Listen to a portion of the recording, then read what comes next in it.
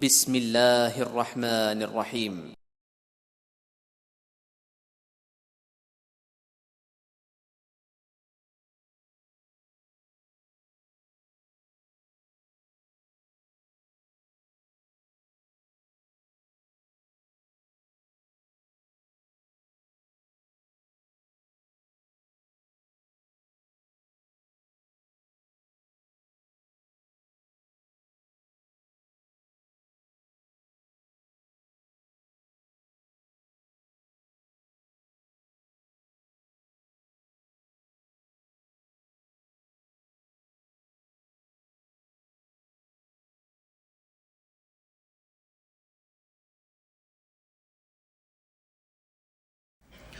السلام عليكم ورحمة الله وبركاته. إن الحمد لله نحمده ونستعينه ونعوذ بالله من شرور أنفسنا ومن سيئات أعمالنا. من يهده الله فلا مضل له ومن يضلل فلا هادي له. وأشهد أن لا إله إلا الله وحده لا شريك له وأشهد أن محمدًا عبده ورسوله. أما بعد فإن خير الحديث كتاب الله وخير الهدي هدي محمد صلى الله عليه وسلم وشر الأمور محدثاتها وكل محدثة بدعة وكل بدعة ضلالة وكل ضلالة في النار. ثم أما بعد فأعوذ بالله من الشيطان الرجيم. بسم الله الرحمن الرحيم.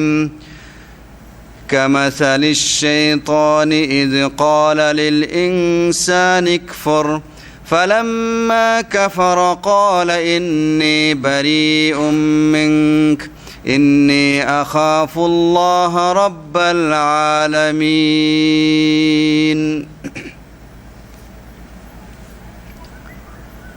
আজকের মহতী ইসলামী আলোচনা সভায় আগত প্রাণপ্রিয় প্রবাসী ভাইয়েরা, প্রথমে আমি প্রশংসা জ্ঞাপন করি সেই মহান রব্বুল আলামিনের উদ্দেশ্যে, যিনি আমাদেরকে আজ এই মাহফিলে সমবেত হওয়ার সুযোগ ও তৌফিক দিয়েছেন। তাই আমরা আল্লাহ সুবহানাহু ওয়া তাআলার উদ্দেশ্যে কালিমাতুশ শুকর আদায় করে সবাই পাঠ করি আলহামদুলিল্লাহ। সে আল্লাহর কাছে আমরা প্রার্থনা জ্ঞাপন করি, তিনি যেন আমাদেরকে এইভাবেই রোজ কিয়ামতে জান্নাতের মাঝে সমবেত হওয়ার তৌফিক দান করেন। প্রাণপ্রিয় ভাইয়েরা, আজকে আমরা একটি গুরুত্বপূর্ণ বিষয়ে আলোচনা পেশ করতে চাচ্ছি। এমন এক আলোচনা যা থেকে বিরত হওয়ার, যা থেকে দূরে থাকার কারো কোনো সুযোগ নেই। এ পৃথিবীতে শক্তি দুটো, এই পৃথিবীতে রাস্তা দুটো, একটা হচ্ছে হক এবং একটা হচ্ছে বাতিল। শক্তি দুটা, একটা হচ্ছে আল্লাহর শক্তি আর একটা হচ্ছে শয়তানের শক্তি। যে কোনো এক শক্তির পথে, যে কোনো এক পথে আপনাকে চলতে হবে, এছাড়া তৃতীয় কোনো পথ নাই, তৃতীয় কোনো পথ নাই। হয় আপনি হকের পথে চলবেন অর্থাৎ আল্লাহর পথে চলবেন, আর না হয় বাতিলের পথে অর্থাৎ শয়তানের পথে চলবেন। আপনি হকের পথে যখন চলতে চাচ্ছেন, আমরা সকলে জানি হক, সত্য, ভালো, কল্যাণ এটা সবাই চায় এবং সবাই এই পথে চলতে চায়। কেউ চায় না যে আমি বাতিল পথে চলবো, কেউ বলে না যে আমি বাতিলকে ভালোবাসি। কিন্তু হকের পথে চলতে গেলে, আল্লাহর পথে চলতে গেলে ওই বাতিল, ওই শয়তান আপনার পদে পদে পদে পদে বাধা বসিয়ে রেখেছে, বাধার প্রাচীর খাড়া করে রেখেছে। ওই প্রাচীর না ডিঙ্গিয়ে আপনি কিন্তু হকের পথে চলতে পারবেন না। ওই বাধাকে পদদলিত না করতে পারলে, ওটাকে ধ্বংস না করতে পারলে আপনি আল্লাহর কাছে পৌঁছতে পারবেন না, হকের পথ পাবেন না, সম্ভব নয়। এজন্য কি উচিত নয়, আবশ্যক নয় যে শয়তানের বাধাগুলো কি কি, কোথায় কোথায় সে বাধা সৃষ্টি করে রাখে?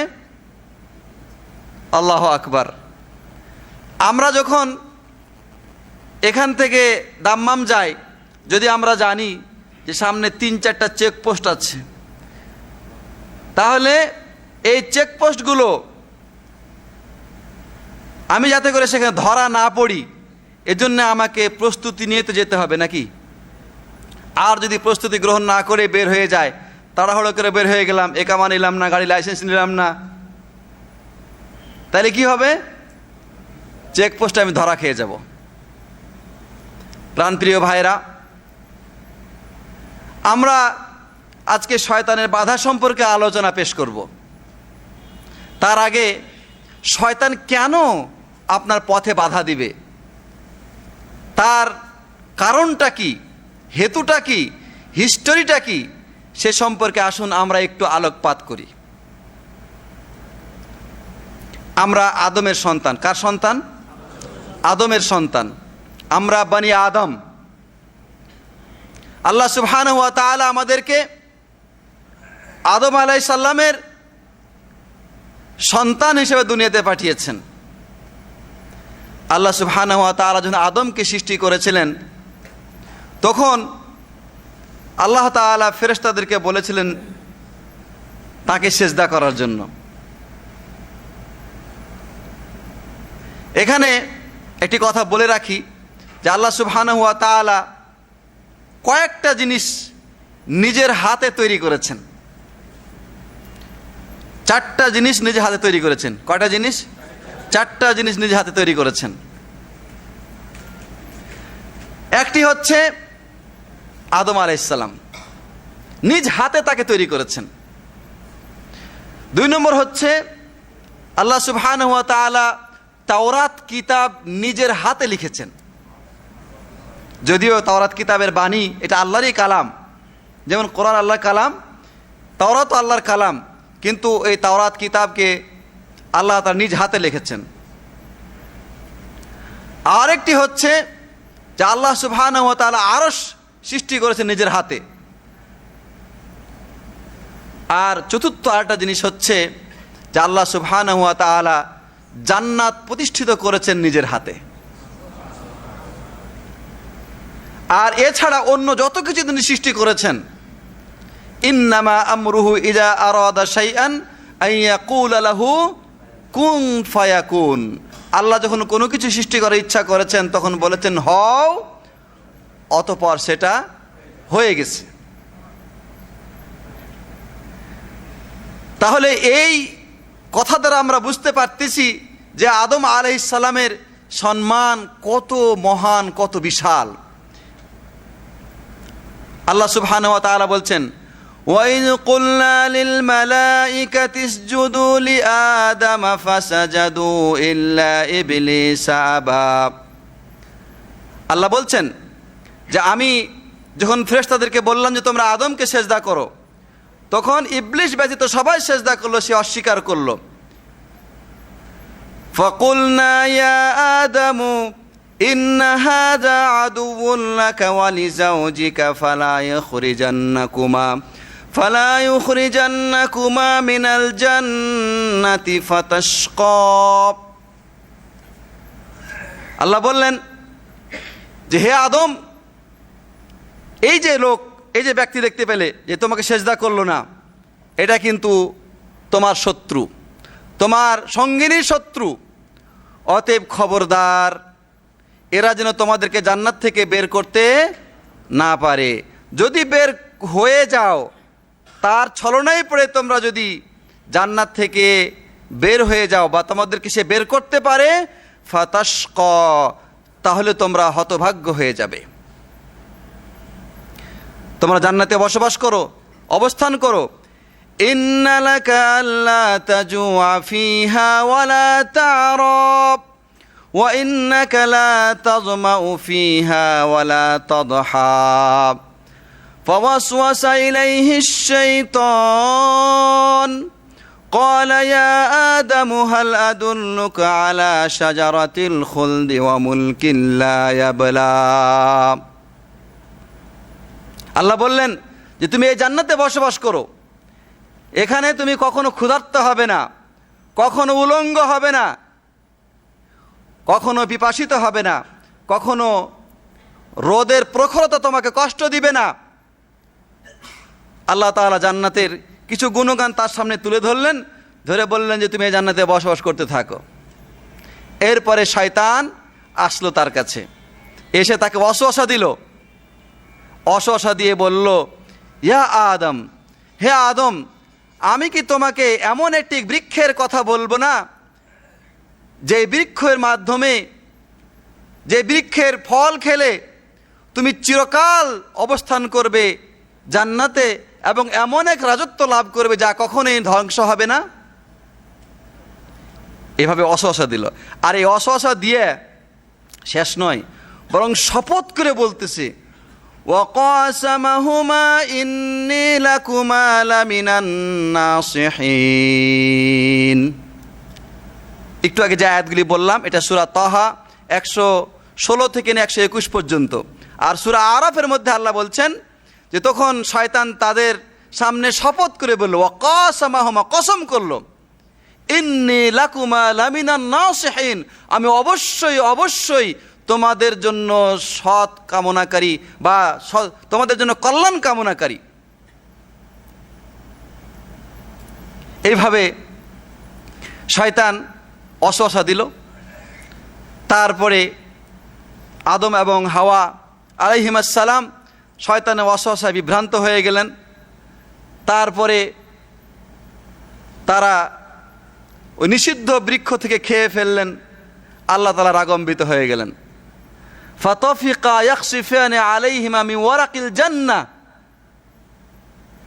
তাদের শরীর থেকে কাপড় চলে গেল। অতঃপর তারা জান্নাতের কিছু পাতা পেড়ে নিয়ে তা দিয়ে তাদের লজ্জাস্থান ঢাকা শুরু করলো। আল্লাহ সুবহানাহু ওয়া তাআলা ডাক দিয়ে বললেন, আমি কি তোমাদেরকে বলি নাই যে এ তোমাদের শত্রু? আমি কি তোমাদেরকে বলি নাই এ তোমাদের শত্রু? সুতরাং যেহেতু তোমরা আমার কথা অমান্য করেছ, ফাআসা আদামু রাব্বাহু ফাগাওয়া, আল্লাহ বলছেন যে এই ক্ষেত্রে আদম আলাইহিস সালাম তার রবের নাফরমানি করে ফেললেন।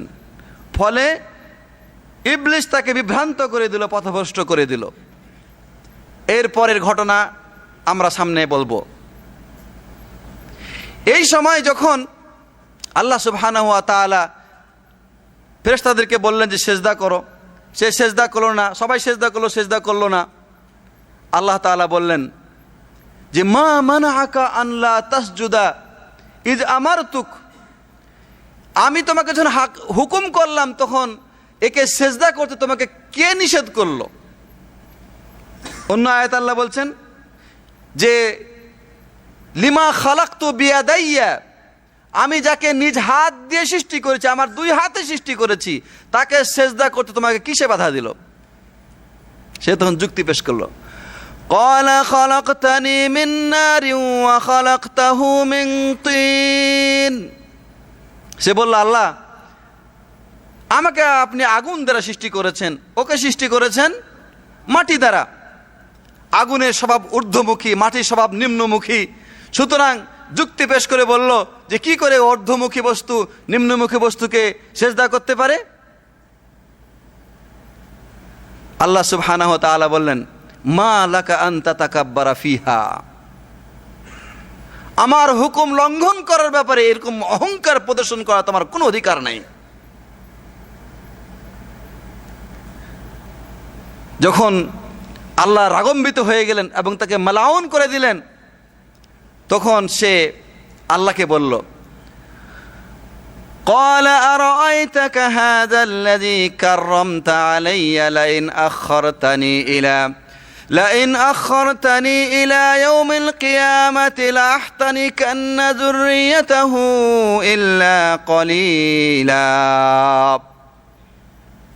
সে বলল যে আল্লাহ আজকে তাকে আমার উপরে সম্মান দান করলেন, ঠিক আছে, তাকে যেন আমার চাইতে বেশি সম্মানিত করলেন, আপনি যদি আমাকে কিয়ামত দিবস পর্যন্ত সুযোগ দান করেন তাহলে আমি তার সন্তানদেরকে অল্প সংখ্যক ছাড়া আমি সবাইকে ধ্বংস করে দেব।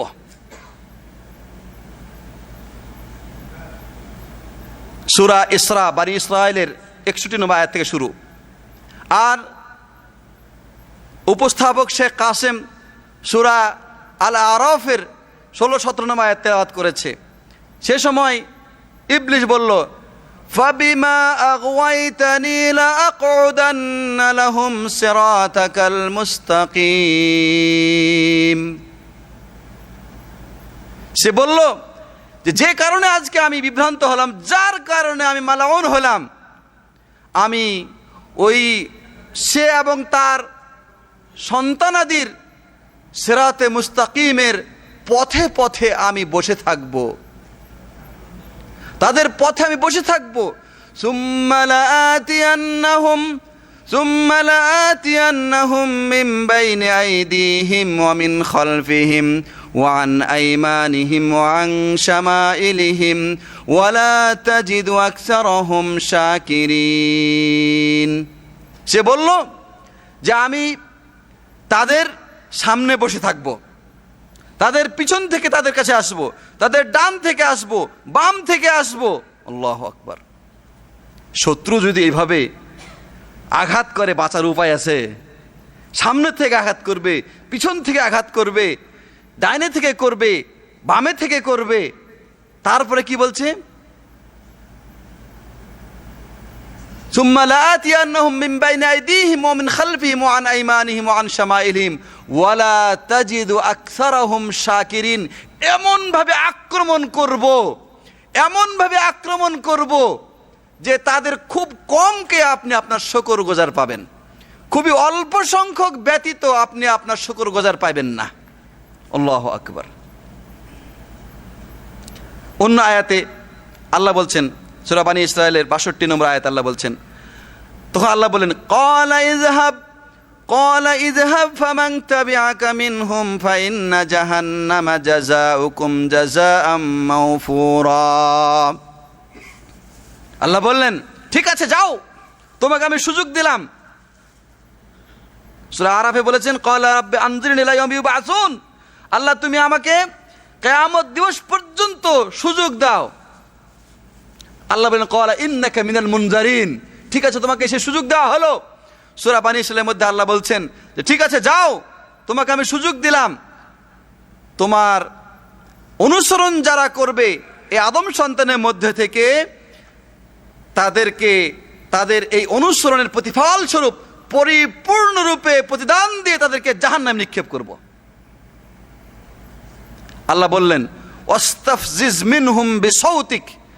তোমার এই কণ্ঠস্বর দ্বারা, তোমার এই মুখের আহ্বান দ্বারা, চিৎকার দ্বারা তুমি তাদেরকে তোমার দলে নিয়ে আসো। ওয়াজরিব আলাইহিম বিখাইলিকা ওয়া রাজিলিকা। তোমার অশ্বারোহী সৈন্যবাহিনী দ্বারা, তোমার পদাতিক বাহিনী দ্বারা তাদের প্রতি আক্রমণ করো। ওয়াশারিকহুম ফিল আমওয়ালি ওয়াল আওলাদি ওয়াইদহুম।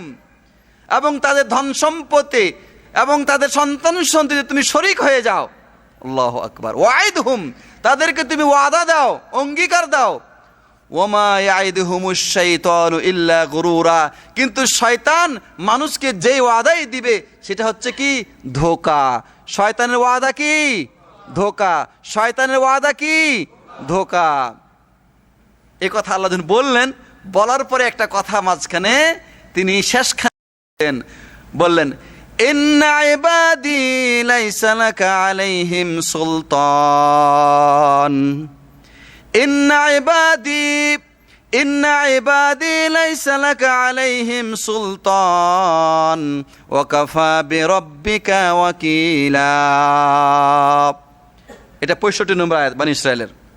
আল্লাহ বললেন যে তুমি শুনে রাখো, ইন্না ইবাদি, যারা আমার আব্দ, যারা আমার গোলাম, যারা আমার চাকর, যারা আমার বান্দা, যারা কার বান্দা হবে? আল্লাহর বান্দা হবে। যারা কার গোলাম হবে? আল্লাহর গোলাম হবে।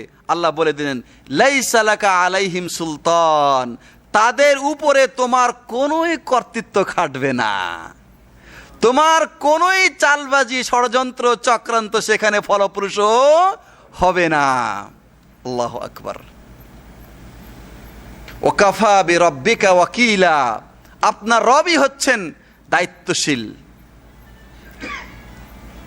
প্রাণপ্রিয় ভাইরা, আল্লাহ তাআলা সূরা আরাফের মধ্যেও এই কথা বলেছেন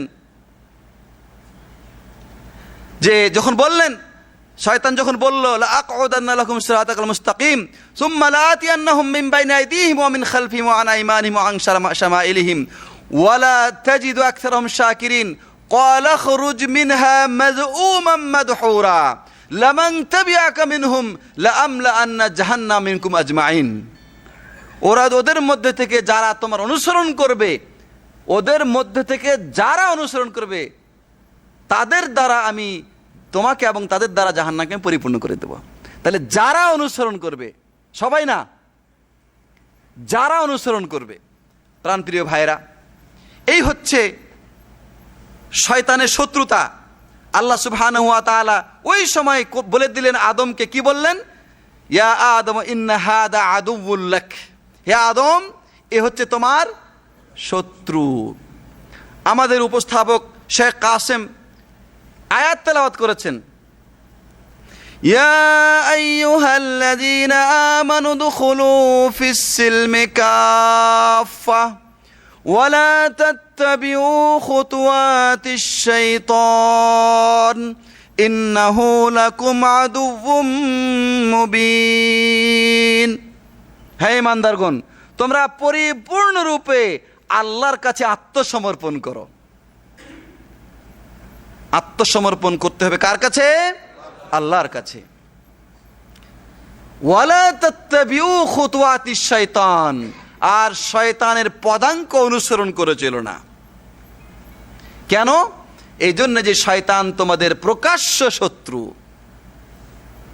শয়তান দিনের বেলায় আপনার বিরুদ্ধে শত্রুতা করে, রাতের বেলায় করে, আপনার সামনে করে, আপনার পিছনে করে।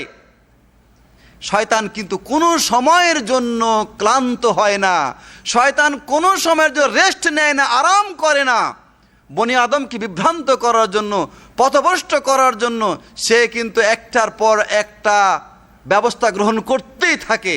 আর আমরা ওই শত্রুর বিরুদ্ধে কিছুই ব্যবস্থা গ্রহণ করি না। তাকে প্রতিরোধ করার জন্য আমরা বেখিয়াল অবস্থায়, গাফেল অবস্থায় দিন কাটাইতেছি।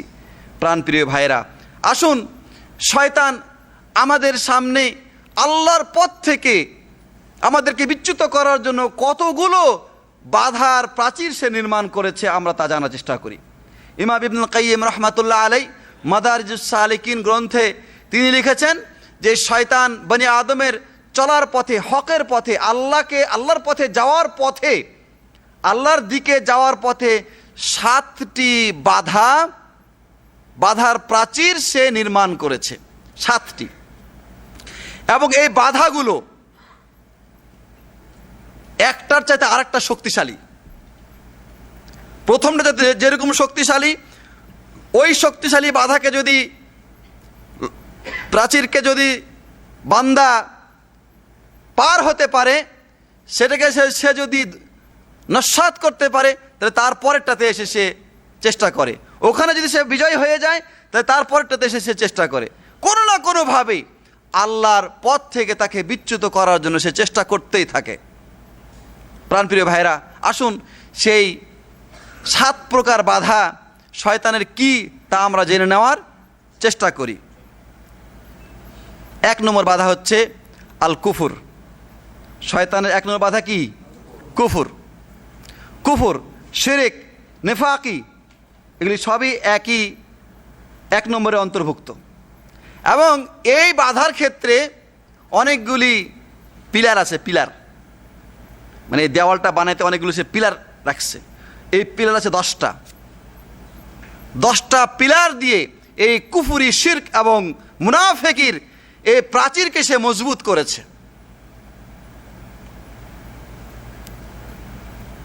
কারণ একজন মানুষ যদি আল্লাহর সাথে কুফুরি করে, আর কি দরকার? সে যেটা চেয়েছিল সে পেয়ে গেছে। সে যদি শিরকে লিপ্ত হয়ে যায় তাহলে সে আর পরবর্তী বাধা থেকে যাওয়ার কোনো দরকারই নাই। এখান থেকেই সে সফল হয়ে গেছে। এরপরে তাকে ছেড়ে দিবে, ঠিক আছে তুমি এবার যেমন তাই করো। আসল জায়গায় সে সফল হয়ে গেছে। এই কুফুর বা শিরকের যে 10টি পিলার আছে তাকে বলা হয় ইসলাম ধ্বংসকারী বস্তু, ইসলাম ধ্বংসকারী বিষয়। কয়টি বললাম?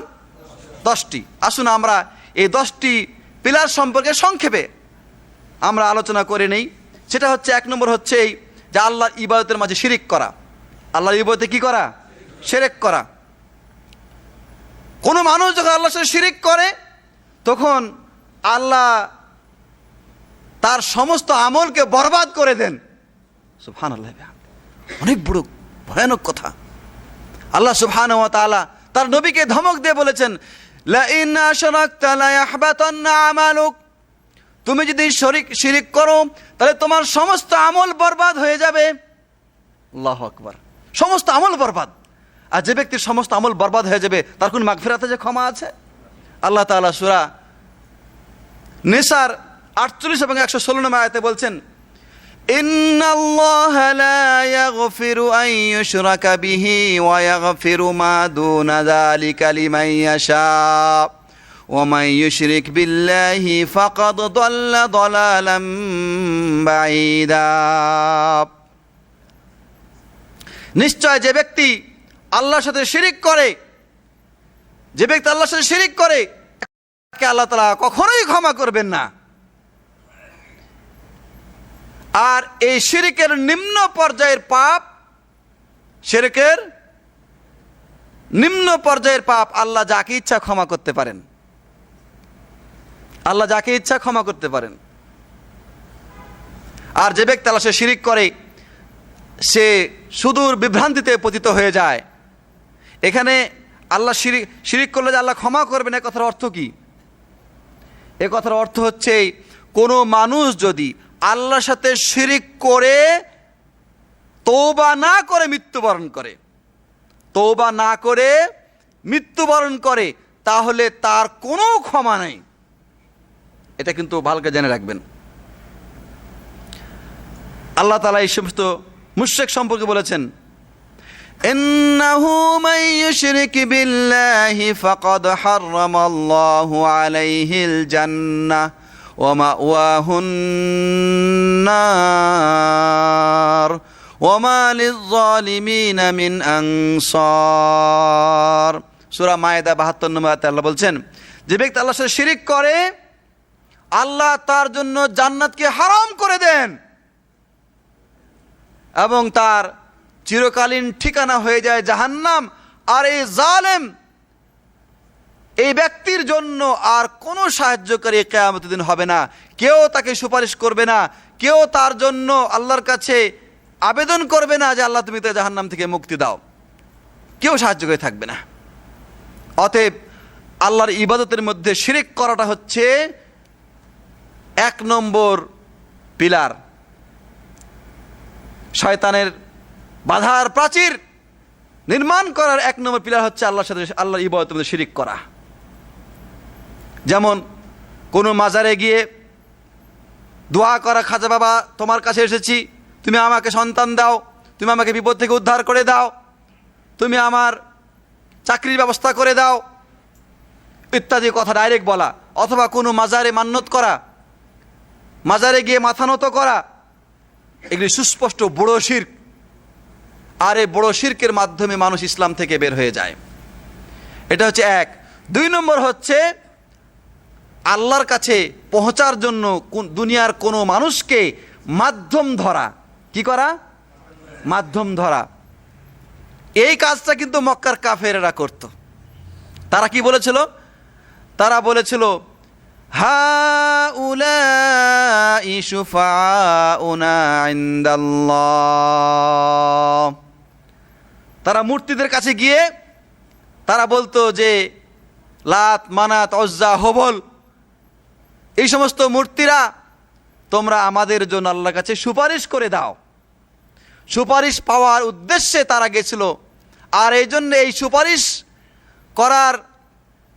সুপারিশ পাওয়ার নিয়তে বা আশায় তাদের কাছে যাওয়াটাকে আল্লাহ নবী সাল্লাল্লাহু আলাইহি সাল্লাম বা আল্লাহ সুবহানাহু ওয়া তাআলা ইসলাম থেকে বা তাওহীদ থেকে বিচ্যুত হওয়ার একটি কারণ রূপে গণ্য করেছেন। এই জন্য তাদেরকে বলেছিলেন যে না, এইদের কাছে যাওয়া যাবে না, একমাত্র সুপারিশের মালিক আল্লাহ।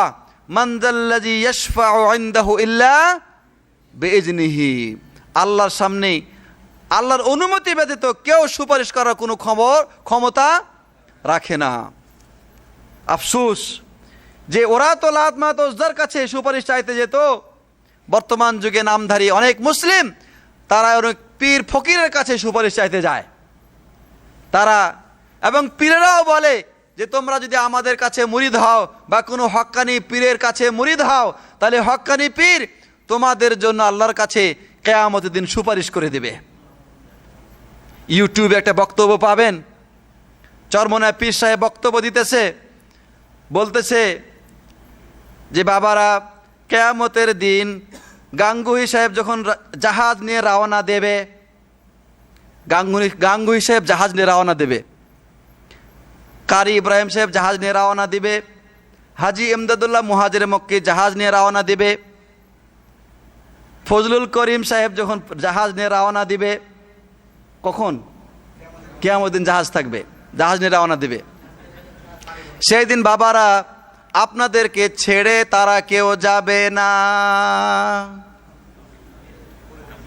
বানায় বলতেছি না, চাইলে আমার কাছে লিঙ্ক আছে, দিয়ে দিব, নিজের কানে শুনেন।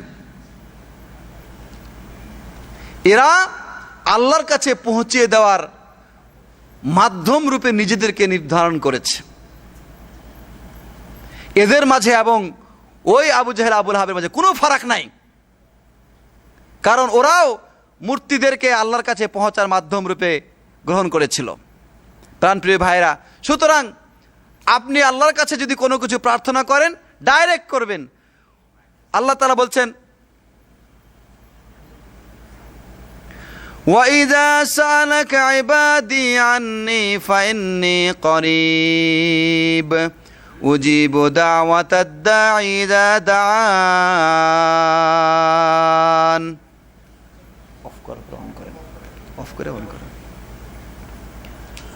আল্লাহ সুবহানাহু ওয়া তাআলা বলছেন যে আমার বান্দা যখন আমার সম্পর্কে জিজ্ঞাসা করে, তখন আপনি তাদেরকে বলে দিন যে আমি নিকটে আছি। কোন মানুষ যদি আমাকে ডাকে, আমি তার ডাকে সাড়া দেই। আল্লাহ বলছেন, অন্য আয়াতে আল্লাহ বলছেন, উদউনি আস্তাজিব লাকুম, তোমরা আমাকে ডাকো, আমি তোমাদের ডাকে সাড়া দিব। ওয়া ক্বালা রাব্বুকুম উদউনি আস্তাজিব লাকুম, সূরা গাফির 60 নম্বর আয়াত। আল্লাহ বলছেন যে তোমরা আমাকে ডাকো, আমি তোমাদের ডাকে সাড়া দেব।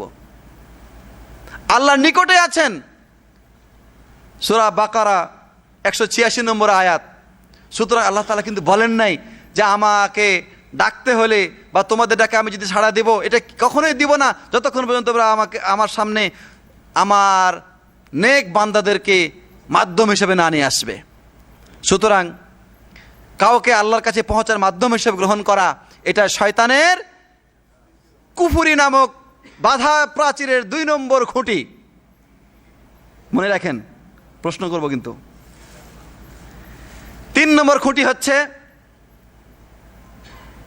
যে ব্যক্তি কোনো মুশরিককে বা কোনো কাফেরকে কাফের না বলবে। এখানে একটা কি শয়তান তার মনের মধ্যে কি একটা বুদ্ধি দেয়, বলে যে সবাই তো আদমের সন্তান, আবার কাফের বলতে হবে কেন? সবাই হিন্দু মুসলিম সবাই ভাই ভাই।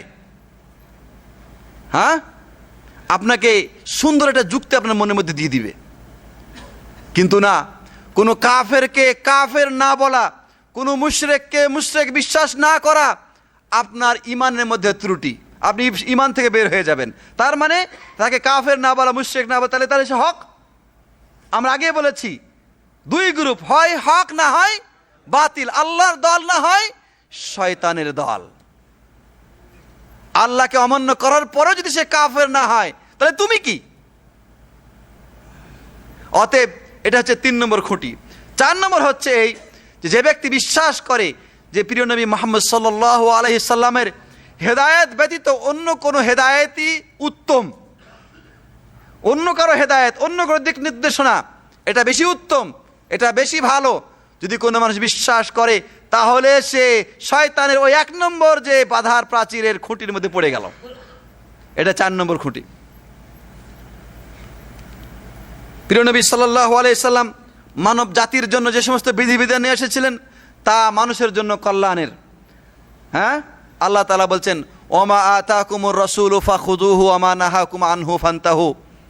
রাসূল তোমাদেরকে যা দেন তোমরা তা গ্রহণ করো, যা থেকে নিষেধ করেন তা তোমরা বর্জন করো। কেন? ওয়ামা ইয়ানতিকু আনিল হাওয়া ইন হুয়া ইল্লা ওয়াহয়ুন ইউহা। তিনি নিজের পক্ষ থেকে কোনো কথা বলেন না, যেই কথা বলেন সেটা আল্লাহর পক্ষ থেকে ওহী হয়, সে ওহীর ভিত্তিতে কথা বলেন। সুতরাং কোনো মানুষ যদি বলে যে মুহাম্মদ সাল্লাল্লাহু আলাইহি ওয়াসাল্লামের হেদায়েত বা তরিকা ব্যতীত অন্য কোনো তরিকা বেশি উপযুক্ত, বেশি গ্রহণযোগ্য, তাহলে সে আর আল্লাহর পথে থাকবে না, সে শয়তানের বাধার মধ্যে পড়ে গেল। এটা হলো 4। 5 নম্বর হচ্ছে যে ব্যক্তি আল্লাহ এবং তার রাসূলের কোনো একটি বিধিবিধানকে, কোনো একটি সুনির্দিষ্ট কর্মপ্রণালীকে, বিধানকে সে ঘৃণা করে। কি করে? ঘৃণা করে, অপছন্দ করে। ইসলামের সবই ভাল লাগে, কিন্তু এই যে মেয়েরা পর্দা করে চলে, এটা আমার কাছে একটু ভাল লাগে না। এটি সুন্দর, মেয়েরা হচ্ছে ফুল, ফুলের ঘ্রাণ সবাই নেবে। হ্যাঁ, তো এরা আবার পর্দা করে চলবে, সব ঢেকে ঢুকে চলবে, এটা কেমন জানি লাগে, ভালো লাগে না। এই সে যদি নামাজও পড়ে, সে যদি হজও করে, সে যদি যাকাতও দেয়, তাহলে এই কথা বলার মাধ্যমে ইসলামের এই সুস্পষ্ট একটা বিধানকে ঘৃণা করা বা অপছন্দ করার মাধ্যমে যে শয়তানের ওই বাধার প্রাচীরের মধ্যে আটকে গেল। তাহলে 6 নম্বর হচ্ছে যে ব্যক্তি ইসলামের কোনো একটি বিধানকে ঘৃণা করবে তার ইসলাম শেষ। এটা 5 নম্বর। জি, 6 নম্বর হচ্ছে যে ব্যক্তি ইসলামের কোনো একটি বিধানকে ঠাট্টা মস্কারি করে। এ লোক ঘৃণা করে, আরেকজন কি করে? উপহাস করে, ঠাট্টা মস্কারি করে। ঠাট্টা মস্কারি করলেও শেষ, শয়তানের সে বাধার প্রাচীরে আটকে গেল। ঠাট্টা মস্কারি করা। তো দাড়িটা দেখে তো বোকার মতো লাগতেছে। হ্যাঁ, তারপরে বলল যে তুই খুব মুতোয়া হয়ে গেছিস, হ্যাঁ, আজকাল তুই খুব মসজিদে যাওয়া শিখেছিস। মানে এমনভাবে কথা তুচ্ছ তাচ্ছিল্য করে যাতে করে তার মন ভেঙে যায়। শয়তান তাকে বলাইতেছে। তারপরে বলে যে এই যে পর্দা করে চলতেছে, মনে হচ্ছে যেন একটা টয়লেট হেঁটে যেতেছে। নাউজুবিল্লাহ মিন জালিক।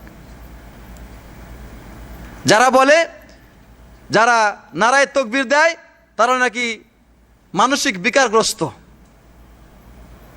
এ ধরনের যারা কথা মুখে উচ্চারণ করে, বলা অপেক্ষা রাখে না যে তারা শয়তানের ওই কুফর নামক বাধার প্রাচীরের মধ্যে আটকে গেছে। এটা হলো 6 নম্বর। 6 নম্বর কি? ইসলামের কোনো একটা বিধিবিধান কিনে ঠাট্টা মস্কারি করা। 7 নম্বর হচ্ছে জাদু করা। জাদু, জাদুতে বিশ্বাস, জাদু করা, জাদু করানো, এটা হচ্ছে একটা গুরুত্বপূর্ণ শয়তানের প্রাচীরের অন্তর্ভুক্ত। আল্লাহ বলছেন যে ওয়াতাআল্লামুনা মিনহুমা মা ইউফাররিকুনা বিহি বাইনাল মারই ওয়া যাওজি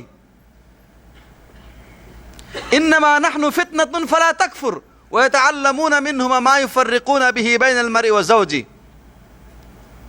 এটা ওই যে হারুত মারুত তারা বলেছিল যে আমরা ফিতনা, তোমরা এই জাদু শিক্ষা করো না, জাদু শিক্ষা করলে এটা কুফরি হয়ে যাবে।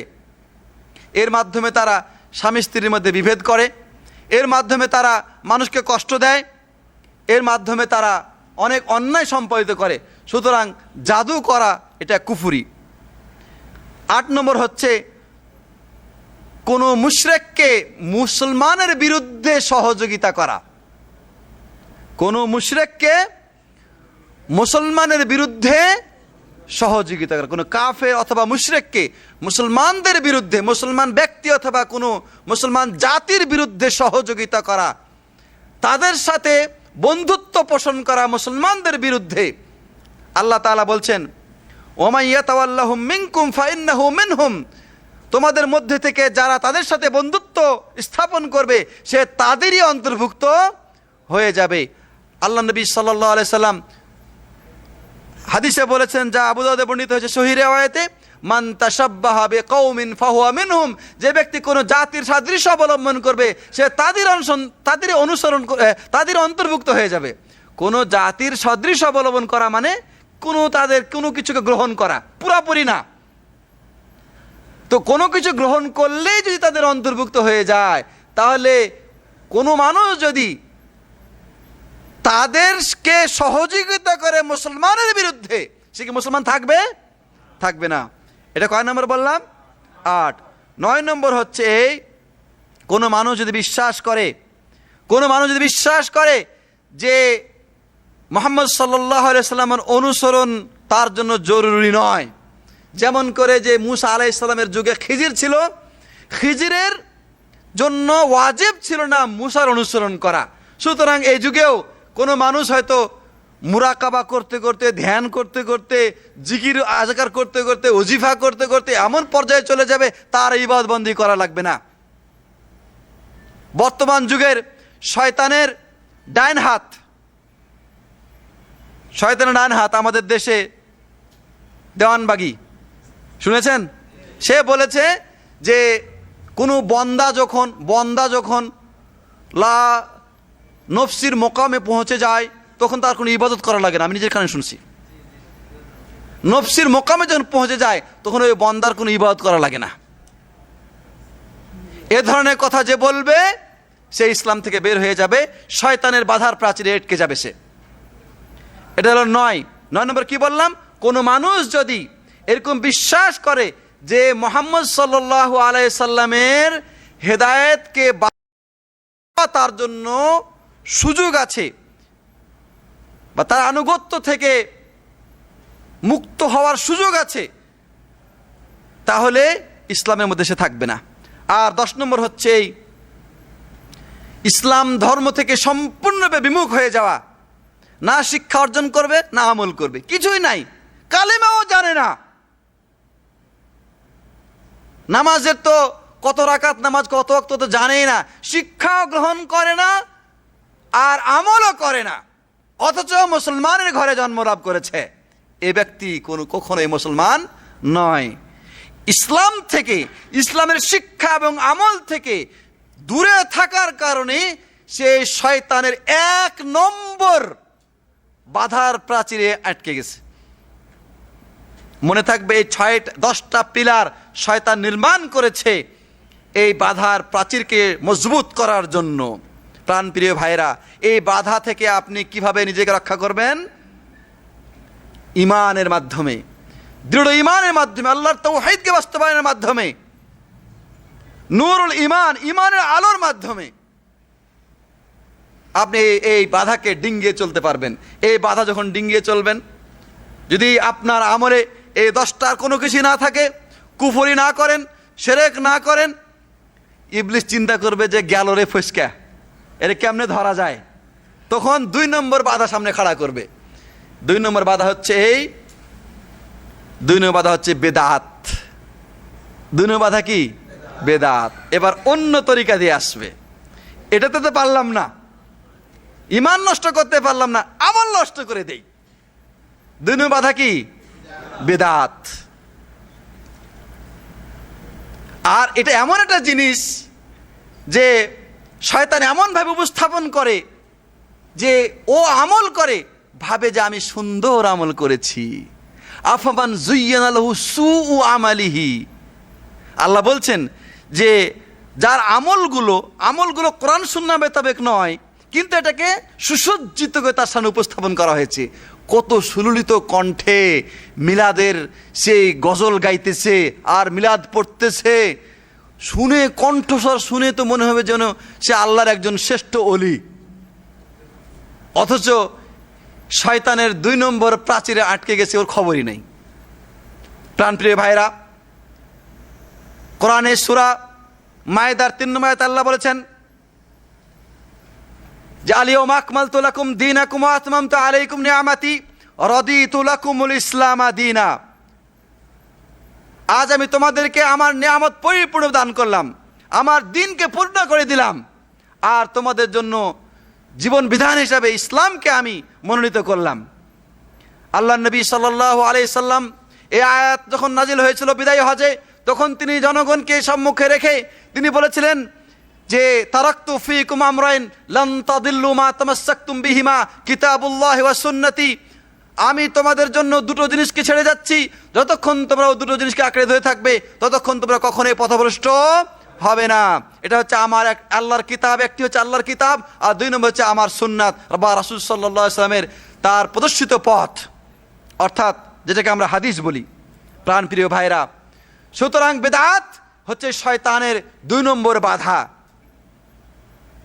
ইমাম সুফিয়ান সাওরি বলেছেন, একজন মানুষ যখন গুনাহের কাজ করে, এই গুনাহের কাজের তুলনায় শয়তানের কাছে বেশি পছন্দনীয় হচ্ছে ওই লোকটা যেন বিদআত করে। কারণ গুনাহের কাজ করলে সে জানে যে আমি হয়তো গুনাহ করেছি, হয়তো আমি এখন মাফ চাইবো আল্লাহর কাছে, মাগফিরাত কামনা করব। কিন্তু বিদআত করলে সে চিন্তা করে যে আমি তো ভালো আমল করেছি, নেক আমল করেছি, সুতরাং সে তওবা করবে না। এজন্য আল্লাহ নবী সাল্লাল্লাহু আলাইহি সাল্লাম বলেছেন যে ইন্নাল্লাহ হাজাবা তাওবাতা আন সাহিবি বিদআতিন হাত্তা ইয়াদাহা। আল্লাহ সুবহানাহু ওয়া তাআলা বেদাতির তওবা কবুল করেন না যতক্ষণ পর্যন্ত সে বেদাতকে বর্জন না করে। হুজুর কোরআন পড়ে আর মানুষকে কোরআন বকশে দেয়, কোরআন মানুষকে পড়ে পড়ে দেয়, উনি ভাবে যে আমি নেকির কাজ করে দিলাম। আর আমরাও এমন এক জাতিতে পরিণত হয়েছি, নিজে কোরআন পড়বো না, কোরআন শিখবো না, আর আমরা অন্যদের দ্বারা কোরআন পড়িয়ে নিয়ে ভাববো যে আমি কোরআনের কাজ করে ফেলেছি। হ্যাঁ, এটাই তো নিয়ম। মানুষ মারা গেছে, মুসলিম ঘরের সন্তান, কিন্তু ওই যে 10 নম্বর ওই পিলারের মধ্যে ছিল, ইসলাম শিখে নাই, আমলও করে নাই, কিন্তু যেহেতু নাম আব্দুল্লাহ বা আব্দুর রহমান, সুতরাং গৃহপালিত কিছু হুজুর আছে। গৃহপালিত হুজুর বুঝেন, রাগ করেন না তো, শক্ত কথা বললাম। গৃহপালিত হুজুর ফিতরা দিয়ে, কুরবানির চামড়া দিয়ে আর সাদকা দিয়ে তাদেরকে লালন পালন করে এলাকার লোকেরা। ওই হুজুরদেরকে ডেকে সারা রাত সবিনা খতম চলে। ওই হুজুররা লাশকে মাঝখানে চতুর্দিকে তারা বসে পড়ে, বসে তারা কোরআন খতম করে বকশে দেয়। কুল হাল নুনাব্বিউকুম বিল আখসারিনা আমালা, আল্লাহ বলছেন সূরা বানী ইসরাঈলের মধ্যে, সূরা কাহাফের মধ্যে, যে আমি কি বলবো, তোমাদেরকে সংবাদ দেব, জানাবো যে কাদের আমলগুলো ধ্বংস হয়ে গেছে। কুল হাল নুনাব্বিউকুম বিল আখসারিনা আমালা আল্লাযীনা দাল্লা সাইহুম ফিল হায়াতিদ দুনিয়া, দুনিয়াতে যাদের প্রচেষ্টা শেষ হয়ে গেছে, বিভ্রান্ত পথভ্রষ্ট হয়ে গেছে। ওয়াহুম ইয়াহসাবুনা আন্নাহুম ইউহসিনুনা সুনআ, তারা তারপরও ধারণা করে যে আমরা খুব ভালো ভালো নেক আমল করে চলেছি। সুতরাং আল্লাহ নবী সাল্লাল্লাহু আলাইহি সাল্লাম বলেছেন, মান আহদাসা ফি আমরিনা হাযা মা লাইসা মিনহু ফাহুয়া রাদ। যে ব্যক্তি আমার এই দিনের মাঝে, কিসের মাঝে? দিনের মাঝে, দুনিয়ার মাঝে না। কিসের মাঝে? দিনের মাঝে। এই মাইকটা কি দিন না দুনিয়া? এই টেবিলটা দিন না দুনিয়া? এই মোবাইলটা দিন না দুনিয়া? দুনিয়া। এই দুনিয়ার কথা এখানে নাই, দিনের কথা। যে কাজ করে, যে কথা বলে আপনি তার বিনিময়ে সওয়াবের, প্রতিদানের, পুরস্কারের আশা করেন, ওটা হচ্ছে দিন। যদি ওটার পক্ষে কোরআন এবং সুন্নাহর দলিল থাকে তাহলে ওটা ইবাদত, আর যদি দলিল না থাকে ওটার নাম হচ্ছে বিদআত। আপনাকে বলবে, শয়তান এসে বলবে, খারাপ তো না, ভালোই তো লাগে, কত সুন্দর, ফরজ নামাজের পরে সবাই মিলে কি এটা অসুবিধা আছে, আমরা সবাই নামাজটা পড়লাম, 10 জনে মিলে যে হাত উঠে দোয়া করি, কারো না কারো হাতের বিনিময়ে আল্লাহ আমাদের দোয়া কবুল করে ফেলবেন। আরে এটা আপনার দোয়া করতে দিবেন না? আরে এরা কি এরা মুসলমান থেকে বের হয়ে গেছে, দোয়াও করতে দিবে না। এরা বলবে, আপনাকে বলবে যে নবীর ওপর দুরূদও পড়তে দিবে না, মানে মিলাদ পড়ার কথা বললে বলবে যে দুরূদও পড়তে দিবে না, এরা নবীর দুশমন। হ্যাঁ, এমন সুন্দর করে, তখন তো সাধারণ লোক চিন্তা করবে, হ্যাঁ ঠিকই তো, দুরূদ পড়া তবে নবীর প্রতি ভালোবাসা, দোয়া করা, আল্লাহর কাছে প্রার্থনা করা, দোয়া করবো না তাহলে কি করব? বলবে যে আজকে দোয়া করা বাদ দিল, কালকে মনে এরা বলবে নামাজও পড়া বাদ। হ্যাঁ, এমন এমন যুক্তি খাড়া করবে, এগুলি সব শয়তানের যুক্তি, এগুলি সব শয়তানের যুক্তি। শয়তানের যুক্তি দিয়ে বলবে যে মানুষকে আজানের জন্য, নামাজের জন্য আজান দেবে, তা আজানের আগে একটু দুরূদ শরীফ পড়ে নাও, নবীর প্রতি মহব্বত জাহির হবে। হ্যাঁ, এ ধরনের অসংখ্য অগণিত বেদাত আমাদের সমাজে এই শয়তানের যুক্তি দিয়ে চলছে। শয়তান যুক্তি দিয়ে তাদের সামনে আল্লাহর প্রকৃত পথ থেকে, রাসূল সাল্লাল্লাহু আলাইহি ওয়াসাল্লামের হিদায়াত থেকে তাদেরকে বিচ্যুত করার জন্য এই বেদাতের পাহাড় রচনা করেছে। সুতরাং বেদাত থেকে বাঁচবেন কিভাবে? সুন্নাহ সম্পর্কে জ্ঞান অর্জনের মাধ্যমে, সুন্নাহ অনুযায়ী আমল করার মাধ্যমে। আল্লাহ নবী সাল্লাল্লাহু আলাইহি ওয়াসাল্লাম বলছেন, সল্লু কামা রাআইতুমুনি ইমাম, নাকি ইমামকে যেমন দেখো তেমনি নামাজ পড়ো। সল্লু কামা রাআইতুমুনি উসাল্লি, তোমরা ঠিক সেইভাবে নামাজ আদায় করো যেভাবে আমাকে নামাজ আদায় করতে দেখছো। কাকে? রাসূলুল্লাহ সাল্লাল্লাহু আলাইহি সাল্লামকে, অন্য কেউ নয়, অন্য কেউ নয়। এজন্যে বুখারী শরীফ, তিরমিজি, নাসাই, মুসলিম ইত্যাদি গ্রন্থ সমূহ যদি আপনি পড়েন, তাহলে আপনি যেন দেখবেন যে আপনার বাড়িতে খোদ রাসূলুল্লাহ সাল্লাল্লাহু আলাইহি ওয়াসাল্লাম যেন উপস্থিত আছেন।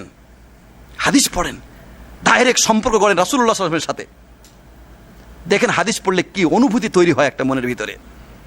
রাসূলুল্লাহ সাল্লাল্লাহু আলাইহি ওয়াসাল্লামের বাণী পড়ছেন আপনি, তার ঘটনাবলী পড়ছেন, কত ভালো লাগবে আপনার। কিন্তু বেদাতিরা আপনাদেরকে বলে পড়তে দিবে না। কি বলবে জানেন? বলবে যে তুমি হাদিস কি বুঝো, তুমি হাদিস কি বুঝো, আপনাকে হাদিস পড়তে দিবে না। সুতরাং প্রাণপ্রিয় ভাইরা, শয়তানের 2 নম্বর বাধা হচ্ছে কি? বিদআত। জি, এটার পিলার তো অবশ্যই আছে। এটার পিলার হচ্ছে যে বেদাতে হাসানা, বেদাতে সাইয়া, হ্যাঁ, ভাগ করে দেওয়া। বেদাতকে ভাগ করে দিছে, একটা এটা বেদাতে হাসানা, ওটা বেদাতে সাইয়া। মানে এটা হচ্ছে, এটা কাঁচা গয়রু শিকার, আপনারা বলেন কি হবে? ওটা হচ্ছে শুকনা রুসুকার, হ্যাঁ, এরকম আর কি ভাগ। এটা হচ্ছে ওদের অবস্থা। প্রাণপ্রিয় ভাইরা, অতএব বেদাত থেকে মুক্তি পাওয়ার একমাত্র উপায় হচ্ছে সুন্নাহ সম্পর্কে জ্ঞান অর্জন করা এবং সেই সুন্নাহ অনুযায়ী আমল করা, জ্ঞান অর্জন করা এবং আমল করা। এটা হচ্ছে 2 নম্বর বাধা। এই বাধা থেকে যদি শয়তান মায়ুস হয়ে যায়, মানুষ মানে কি, নিরাশ হয়ে যায়, তাহলে শয়তান 3 নম্বর বাধা খাড়া করে সামনে। বলে যে তুমি তো বেদাতও নাই তোমার ভিতরে, তোমার মধ্যে শিরকও নাই, কুফরিও করো না, এরকম 2-1 সুদ টুদ খাইলে কিছু হবে না। কাবিরা গুনার পাহাড়, কাবিরা গুনার প্রাচীর তোমার সামনে খাড়া করবে। কাবিরা গুনাহ 3 নম্বর বাধা কি? কাবিরা গুনাহ। কাবিরা গুনার প্রাচীর আপনার সামনে খাড়া করবে। তখন যুক্তি দিয়ে বলবে তুমি তো ভালো, আল্লাহ মাফ করে দেবে তোমাকে, এগুলি ছোটখাটো জিনিস, বেশি একটা সমস্যা না, তওবা করলে আল্লাহ মাফ করে দেবে। ব্যভিচার করো, মানুষ খুন করো, মদ খাও, একদিন খাইলে কিচ্ছু হবে না। সুদ খাও, পরে তওবা করে নিবা, তোমাদের হুজুরে কইছে যে তওবা করলে সব মাফ হয়ে যাবে। এইভাবে শয়তান যুক্তি দিয়ে মানুষকে কাবিরা গুনাহতে লিপ্ত করে। আল্লাহ তাআলা কোরআনে কারিমে বলছেন, ইয়া আইয়ুহাল্লাযীনা আমানু ইন্নামাল খামরু ওয়াল মাইসিরু ওয়াল আজলামু রিজসুম মিন আমালিশ শাইতানি ফাজতানিবুহু লাআল্লাকুম তুফলিহুন ইন্নামা ইউরিদুশ শাইতানু আন ইউকিআ বাইনাকুমুল আদাওয়াতা ওয়াল বাগদা ফিল খামরি ওয়াল মাইসিরি ওয়ায়াসুদ্দাকুম আন যিকরিল্লাহি ওয়া আনিস সালাতি ফাহাল আনতুম মুনতাহুন। সূরা মায়েদা 90-91 নম্বর আয়াত আল্লাহ বলছেন, হে ঈমানদারগণ, তোমরা যারা ঈমান এনেছো, তোমাদের ঈমানের মধ্যে কুফরি নাই, শিরক নাই, ইসলাম ধ্বংসকারী 10টা বিষয়ের কোনো একটাও নাই। তোমরা শোনো, তোমরা যারা বেদাত করো না, তোমরা শোনো। কি শোনো?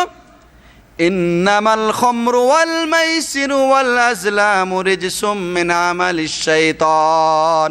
এই যে মদ, এই যে থাইল্যান্ডের জুয়া, আমরা বাঙালিরা এটার ব্যাপারে খুব অগ্রসর। হ্যাঁ, কাকে পয়সা কামাই করে পরে দেখা যাবে। আল্লাহ বলছেন, নিশ্চয় মদ, জুয়া এবং আজলাম, এটা হচ্ছে ওই যে ভাগ্য পরীক্ষা করার জন্য আগের যুগে তারা তীর দিয়ে ভাগ্য পরীক্ষা করতো, এগুলো আর কি। আল্লাহ বলছে মিনা আমালিশ শাইতান, এগুলি শয়তানের কাজ। এগুলি কার কাজ? শয়তানের কাজ। ফাজতানিবুহু লাআল্লাকুম তুফলিহুন, তোমরা এগুলি থেকে নিজেদেরকে বিরত রাখো, তাহলে কি হবে? লাআল্লাকুম তুফলিহুন, তোমরা সফল হবে, সফলতা লাভ করবে। যদি এগুলি করো তাহলে কি হবে? আল্লাহ বলছেন, এগুলির মাধ্যমে শয়তান তোমাদের ভিতরে শত্রুতা এবং হিংসা বিদ্বেষ সৃষ্টি করে দেয়। ফিল খামরি ওয়াল মাইসিরি, এই মদ জুয়ার মাধ্যমে শয়তান তোমাদের মাঝে শত্রুতা এবং হিংসা বিদ্বেষ সৃষ্টি করে দেয়।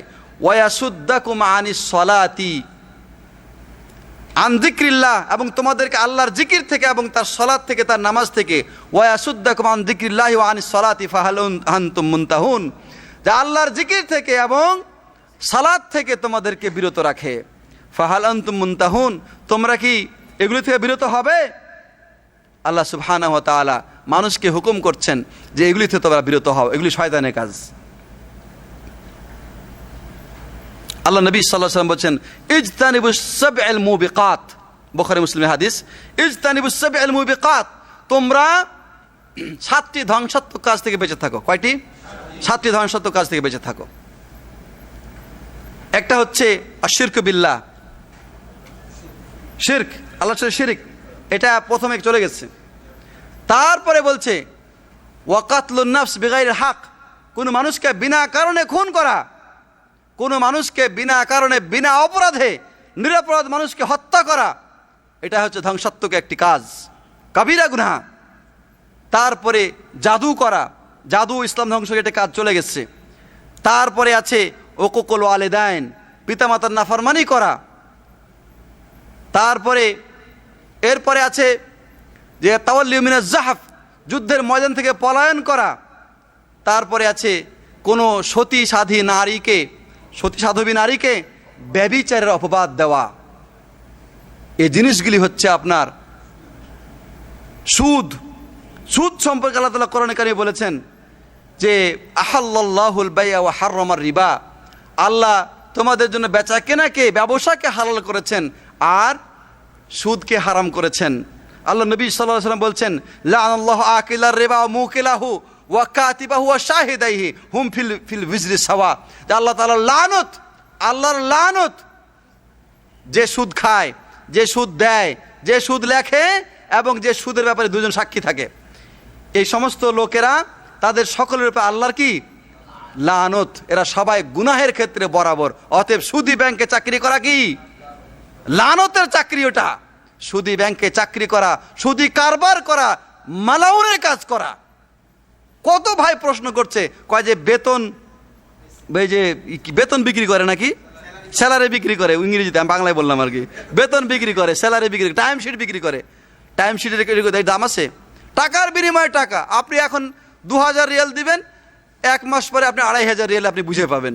এটা যদি সুদ না হয় তাহলে সুদ কোথায়? ভাইরা আমার, এই সমস্ত কাবিরা গুনাহাতে লিপ্ত করে শয়তান মানুষকে আল্লাহর পথ থেকে বাধা দেয়। আল্লাহ নবী সাল্লাল্লাহু আলাইহি সাল্লাম বলছেন যে আমার উম্মতের মধ্যে এমন কিছু লোক আসবে কিয়ামতের আগে, তারা ব্যভিচার করবে, রেশম বস্ত্র পরিধান করবে, তারা মদ্যপান করবে, ব্যভিচার করবে, এই কাজগুলি তারা করবে এবং তারা এগুলির নাম অন্যরকম নাম দেবে। সুদের নাম কি? ইন্টারেস্ট। ব্যভিচারের নাম কি? যৌনকর্ম। ব্যভিচার নাম যৌনকর্ম। যেমন কি রে, যেমন আপনার প্লাম্বিং, ইলেকট্রিশিয়ান কাজ করা, এটা একটা কাজ, এটা একটা পেশা, ওটা নাকি একটা পেশা। হ্যাঁ, রেশম বস্ত্র, সিল্ক ব্যবহার করবে, এ ধরনের বস্তু তারা ব্যবহার করবে। আর আল্লাহ সুবহানাহু ওয়া তাআলা তাদেরকে এক সময় শুকর এবং বাদরে পরিণত করে দেবেন, তাদের প্রতি গজব নাজিল করবেন। সুতরাং যারা এই সমস্ত কাবিরা গুনাহে লিপ্ত থাকে, তারা শয়তানের বাধার মধ্যে পড়ে আছে, আল্লাহর পথ থেকে তারা বিচ্যুত হয়ে আছে। তারা এই বাধাকে যদি ডিঙ্গাতে চায় তাহলে কি করবে? আল্লাহর কাছে তওবা করবে, ফিরে আসবে আল্লাহর পথে এবং এই সমস্ত কাবিরা গুনাহকে সবগুলিকে বর্জন করবে। এটা হচ্ছে 3 নম্বর বাধা। 4 নম্বর বাধা হচ্ছে, এই বাধা যদি কোনো মানুষ ডিঙ্গাইতে পারে, কাবিরা গুনাহ টোনা নাই, কিন্তু তার আমলে দেখা যাবে যে সে অনেক ছোট ছোট গুনাহ করে। 4 নম্বর বাধা হচ্ছে কি? সাগিরা গুনাহ। সাগিরা গুনাহতে লিপ্ত করে দেয়। তখন শয়তান তাকে বলে যে তুমি তো মাশাআল্লাহ তাওহীদপন্থী, তোমার মধ্যে বেদাতও নাই এবং তুমি কোনো কাবিরা গুনাহ করো না, এই সমস্ত ছোটোখাটো জিনিস দেখলে, এই ফিল্ম টিলিম দেখলে কিছু হবে না। হ্যাঁ, এই সমস্ত ইন্টারনেটে, ফেসবুকে এই সমস্ত ছবি টবি দেখলে কিছু হবে না, খুব একটা কঠিন হবে না, আল্লাহ তোকে মাফ করে দিবে। হাদিস তো জানোই যে নামাজ পড়লে গুনাহ মাফ হয়ে যায়, সুতরাং এগুলি দেখবা, নামাজও পড়বা।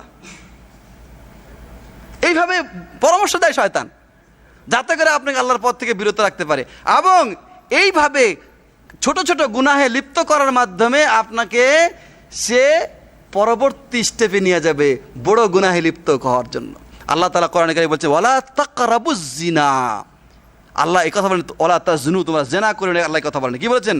তোমরা জেনার নিকটে যেও না, জেনার নিকটেও যেও না। তার মানে কোনো পরনারীর দিকে দৃষ্টিপাত করা চোখের জেনা, তার সাথে কথা বলা মুখের জেনা, তাকে স্পর্শ করা হাতের জেনা, তার দিকে যাওয়া পায়ের জেনা। অতঃপর এই জেনা বাস্তবায়ন হয় তার যৌনাঙ্গের মাধ্যমে, অথবা সেটাকে সে প্রত্যাখ্যান করে। অতএব সাগিরা গুনাহকে যদি কোনো মানুষ বারবার করে, ওটা আর সাগিরা থাকে না।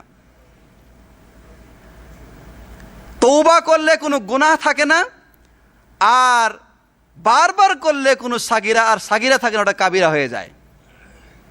অতএব সাবধান, যাদেরকে শয়তান এই ধোকায় ফেলতে পেরেছে, তারা ভাবে দাওয়াত সেন্টারে তো আসা যাওয়া করি, 2 ওয়াক্ত নামাজ না পড়লে কী হবে, আমাদের ঈমান ঠিক আছে, আমরা তো শিরিক করি না, জামাত ছুটি দিচ্ছে, টাকনুর নিচে কাপড় পরছে, দাড়ি চাচ্ছে, দাড়ি কাটছে, বলছে এগুলো তেমন কিছু না। আল্লাহু আকবার। উনি যে শয়তানের বাধার মধ্যে পড়ে আছে, তারপরে সে চিন্তা করে আমি দাওয়াত সেন্টারে যাইতে আছি, আমি তো তাওহীদের ওপরে আছি। শয়তানের বাধার ভিতরে সে ঘুরপাক খাইতেছে, সঠিক পথে সে যেতে পারছে না, শয়তানের বাধার মধ্যে পড়ে নাই। অথচ আমরা জানি টাকনুর নিচে কাপড় পরা কি শুধু হারাম নয়, আল্লাহ নবী সাল্লাল্লাহু আলাইহি ওয়াসাল্লাম কি বলেছেন? টাকনুর নিচে কাপড় পরলে ওই টাকনু কি হবে? জাহান্নামে জ্বলবে। নাউযুবিল্লাহি মিন যালিক। এই ব্যক্তি নবীর অনুসরণ করে, রাসূলুল্লাহ সাল্লাল্লাহু আলাইহি ওয়াসাল্লাম অনুসরণ করে, অথচ সে দাড়ি মোবারককে সাফা করে দেয়, আর সে বলে যে আমি নবীর অনুসরণ করছি। ঠিক কি করে সম্ভব? এটা নবীর অনুসরণ কি সম্ভব? এটা সাফান দাড়ি চেহারা মোবারকটাকে সাফা করে দিয়ে নবীর অনুসরণ হলো? এগুলো কিন্তু সাগিরা না, কাবিরা গুনার অন্তর্ভুক্ত। তারপরে আমি আলোচনা করে দিচ্ছি, মনে রাখবেন এগুলো হচ্ছে কি আপনাকে কাবিরাতে লিপ্ত করার মাধ্যম। আনাস বিন মালিক রাদিয়াল্লাহু তাআলা আনহু বলছেন, আনাস বিন মালিক আল্লাহর নবী সাহাবী, তাবিদের যুগে তিনি বলছেন, তাবিদের যুগে ছোটোখাটো তাদের মধ্যে যে সমস্ত অন্যায় টন্যায় হইতো, তিনি ওটা দেখে বলতেন যে তোমরা যে সমস্ত কাজ করছো, তোমাদের কাছে মনে হচ্ছে এগুলো কি মানে চুলের মতন শুকনো, চুলের চাইতে শুকনো, হালকা মনে হইতেছে, কিন্তু এই সমস্ত কাজ আমাদের যুগে, সাহাবায়ে কেরামের যুগে আমরা মুবেকাত মনে করতাম, ধ্বংসাত্মক কাজ মনে করতাম। ইবনে মাসউদ রাদিয়াল্লাহু তাআলা আনহু বলছেন যে যে ব্যক্তি মুমিন সে পাপগুলোকে, গুনাহগুলোকে, সে ছোট হোক বড় হোক, সে গুনাহগুলো কেমন মনে করে? এমন মনে করে যে একজন মানুষ একটা পাহাড়ের কাছে বসে আছে, হ্যাঁ, এবং ওই পাহাড়টা কখন যেন তার প্রতি ধসে পড়বে, এরকম একজন মানুষ যেমন ভয় পায়, ঠিক এমনিভাবে মুমিন পাপ কর্ম করে এরকম ভয় করে। আর ফাসেক যে সে পাপকে কীরকম ভয় করে? পাপকে কোনো কেয়ার করে না। যেমন ওই যে মাছি আছে না, মাছি যেমন নাকের সামনে মুখের সামনে আসে এভাবে তাড়িয়ে দেয়, এটাকে সে কেয়ার করে না, ডোন্ট কেয়ার। তো ফাসেক যে ব্যক্তি, সে গুনাহগুলোকে এরকম ডোন্ট কেয়ার মনে করে। প্রাণপ্রিয় ভাইরা, আল্লাহ নবী সাল্লাল্লাহু আলাইহি সাল্লাম বলেছেন যে ইয়াকুম ওয়া মুহাক্কারাতিয যুনুব, তোমরা ছোট ছোট গুনাহগুলি থেকে বেঁচে থাকো। তিনি একটা উদাহরণ দিয়ে বলেছেন, আপনারা ধরেন 10 জন লোক পিকনিকে গেছেন, হাঁড়ি পাতিল নিয়ে গেছেন, সেখানে রান্না বাড়া খাবেন, মজ করবেন, কিন্তু লাকড়ি নিয়ে যাওয়া হয়নি। যেটা দিয়ে রান্না করব লাকড়ি নিয়ে যাওয়া হয়নি। সবাইকে বলা হলো যে ভাই লাকড়ি তো আনেনি, সুতরাং করো, সবাই ছড়িয়ে পড়ো, তুমি এদিকে যাও, তুমি এদিকে যাও, তুমি এদিকে যাও, লাকড়ি কুড়িয়ে নিয়ে এসো। উনি একটা, উনি দুটা, উনি তিনটা, এভাবে লাকড়ি কুড়িয়ে নিয়ে আসলো। 10 জনে যদি লাকড়ি কুড়িয়ে নিয়ে আসে, তাহলে একটা লাকড়ি বোঝা হয়ে যাবে না? এবং সেই লাকড়ি দিয়ে আগুন জ্বালালে পরিপূর্ণ একটা কাজ মানে আদায় করা, বাস্তবায়ন করা সম্ভব হবে না? আল্লাহ নবী সাল্লাল্লাহু আলাইহি ওয়াসাল্লাম একটা উদাহরণ দিয়ে বলছেন যে একটা একটা করে যখন গুনাহ করে মানুষ, তখন এই গুনাহগুলো যখন জমা হতে থাকে, এই গুনাহগুলো তাকে একসময় ধ্বংস করে দেয়। অতএব যারা এই শয়তানের এই 4 নম্বর বাধার মধ্যে আটকে আছেন, তাদেরকে এখনই সাগিরা গুনাহগুলো কি করতে হবে? ছেড়ে দিতে হবে। এবার 5 নম্বর বাধা, শয়তানের 5 নম্বর বাধা, ঠিক আছে, সাগিরা গুনাহ তাকে করাইতে পারলো না, এই বাধা সে ডিঙিয়ে গেল। এবার শয়তান তাকে এই যে দুনিয়াবি কাজে খুব বেশি বেশি মত্ত করে রাখবে, দুনিয়াবি কাজে খুব বেশি বেশি মত্ত করে রাখবে। রান্না করবে এত রকমের ডিজাইন করে, রান্না করতে করতে, রান্না করা তো এটা তো নাজায়েজ কিছু না, রান্না করা, নানা রকম খানা টানা তৈরি করা, আপনার ভাজি বানাবে, লটপটি বানাবে, তারপরে আপনার পোলাও বানাবে, সাদা ভাত বানাবে, বিরিয়ানি বানাবে, কত কিছু বানাবে, এটা হারাম কিছু না, জায়েজ কাজ। কিন্তু এত বেশি করার জন্য তাকে উদ্বুদ্ধ করবে, করতে করতে ওদিকে জামাত শেষ। তাহলে এই বৈধ কাজ দিয়ে তাকে আল্লাহর পথ থেকে দূরে রাখতে সক্ষম হলো কিনা? একজন টেকনিশিয়ান ব্যবসা করছে, উনি প্লাম্বারের কাজ করে, উনি ইলেকট্রিশিয়ানের কাজ করে, উনি মেকানিকের কাজ করে, এগুলি সব কাজ ভালো কাজ, এগুলি গ্রহণযোগ্য কাজ, বৈধ কাজ। কিন্তু এই কাজগুলিতে এমনভাবে তাকে ডুবিয়ে দেয় যে এই কাজগুলি থেকে উঠে আল্লাহর পথে সে আর যেতে পারে না। সুতরাং বৈধ কাজ দিয়ে শয়তান মানুষকে আল্লাহর পথ থেকে বাধা দেয়। ঠিক আছে, শয়তান বলে আশ-শাইতানু ইয়া'iদুকুমুল ফাকর, আল্লাহ বলছেন আশ-শাইতানু ইয়া'iদুকুমুল ফাকর, শয়তান তোমাদেরকে দারিদ্রতার ভয় দেখায়, দারিদ্রতার অঙ্গীকার করে। এই কাজটা ছেড়ে দিলে তো পয়সা পাবে না, পয়সা না পেলে বাড়িতে তোমার সমস্যা, আর 2 দিন দেরি হয়ে যাবে, সুতরাং কাজটা শেষ করে পরে নামাজটা পড়ে নিয়ে বাড়িতে যায়। ঠিক না? কোম্পানিতে ডিউটি করতে গেছে, এখন ম্যানেজার পরীক্ষা পড়ে গেছে আল্লাহর পক্ষ থেকে, ম্যানেজার এমন বলতেছে নামাজ পড়তে গেলে কিন্তু 1 ঘন্টা বেতন কাটা যাবে। হ্যাঁ, আরে বেতন কাটা যাবে, তাতে আমার টাকা কমে যাবে। যেন ডিউটি করা, চাকরি করা, এটা কিন্তু বৈধ কাজ। কিন্তু দেখেন শয়তান কোন দিক দিয়ে আসতেছে, শয়তান আপনাকে এইভাবে বাধা দিচ্ছে। তখন সে চিন্তা করছে আচ্ছা ঠিক আছে, নামাজ না পড়লাম, পরে পড়ে নেবনি। এইভাবে দারিদ্রতার ভয় দেখায় শয়তান, আপনাকে বৈধ কাজে, দুনিয়াবি যে বৈধ কাজ, এই সমস্ত বিষয় আপনাকে লিপ্ত করে দেয়, করে আল্লাহর পথ থেকে দূরে রাখে। 2 জন মানুষ গল্প করছে, আজান হয়ে গেছে, গল্প করা তো না জায়েজ না, গল্প করা তো জায়েজ, কিন্তু এমনভাবে গল্পে মত্ত যে নামাজের কথা ভুলেই গেছে। অথবা আজান হয়ে গেছে আর মসজিদে আসবে, তা নাকি মসজিদের বাইরে কি করে গল্প করে, গল্প করতে করতে হয়তো তাকবীরুল্লাহ ছুটে গেল, হ্যাঁ, অথবা প্রথম কথা ছুটে গেল, হয় কি না? তাহলে ওই বৈধ কাজ দিয়ে শয়তান আপনাকে আল্লাহর পথের একটা কাজ থেকে কি করলো, কিছুটা দূরে সরাইতে পারছে। আপনি হয়তো প্রথম কাতের নামাজটা পড়তেন, তাকবীরুল্লাহর সাথে নামাজটা পড়তে পারতেন, কিন্তু শয়তান আপনাকে ওই যে এটা গল্প করা আর কি, হ্যাঁ, দেশের রাজনীতির গল্প বা নিজের পরিবারের গল্প করতে করতে এমন পর্যায়ে নিয়ে গেছে যে আপনি এই প্রথম কাতার ফেল করলেন, তাকবীর উলা ফেল করলেন, অনেক সময় জামাতও ফেল করে ফেলেন। তাহলে এটা শয়তানের বাধা কিনা? শয়তানের বাধা। ভাইরা আমার, এই সমস্ত নেক কাজ, আনুগত্যের কাজের গুরুত্ব কি তা যদি আমি জানতে পারি, বুঝতে পারি, তাহলে আমি এর মাধ্যমে, আনুগত্যের এই জ্ঞানের মাধ্যমে আমার এই বাধা থেকে আমি নিজেকে রক্ষা করতে পারবো, বাধা থেকে আমি নিজেকে রক্ষা করতে পারবো।